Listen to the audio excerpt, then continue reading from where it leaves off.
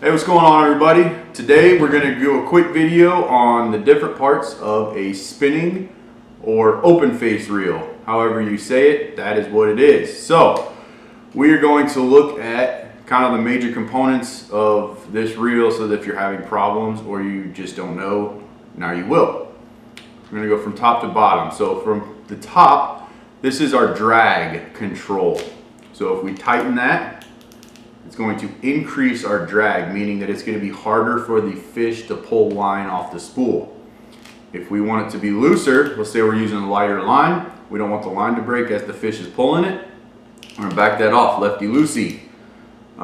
Whenever you're checking your drag tension, always check it from the tip of the rod. Usually you can have somebody else like step on the lure or hook safely and then just kind of slowly pull that line out to see if it's the right tension. A lot of people will check their drag doing this, but they're not taking into account the bend of the rod helping to fight the fish also. So if you check the drag like this, it's actually going to be harder for the fish to take off line from the tip of the rod as opposed from you pulling it. So always do that. Next we have a line clip. Most spools are always a little plastic, little triangle or rectangle clip on there. That's just to store your tag into your line if you're storing it or transporting the reel. This half halo looking thing is called the bail.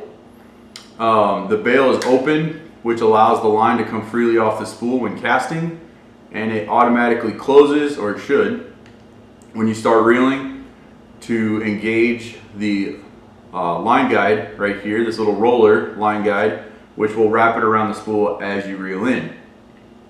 So it's important to make sure that when you line your rod that this is open before you start pulling line out. And I will show you why in another video. Next, you have the anti-reverse switch. The anti-reverse switch, 99.9% of the time, should be on. That will allow you to not be able to reel backwards or the fish to reel backwards. So if it's off, then it actually allows for this spool or the bail assembly to be moved in either direction. It's more of an old school technique. Guys like to reverse reel instead of utilizing the drag, or they'll use it in addition to the drag to help when they're fighting fish. They'll reel backwards to let more line off the spool, and then they'll reel forwards to regain that line.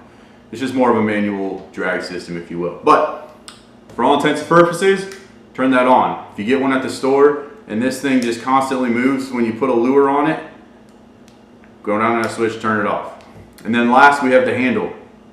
The handle can be put on either side of the spinning reel on 99% of models. There are a few models out there where you can't, but just make sure you ask the retailer before you buy that model. Typically it's a higher end or an older reel.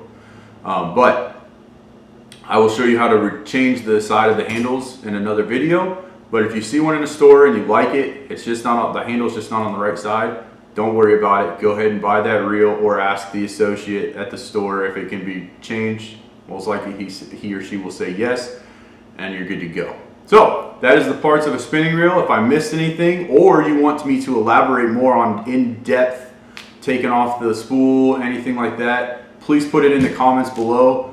Like us on Facebook and Instagram, and hit that bell on the YouTube there and subscribe so that you get updated videos. Have a great day.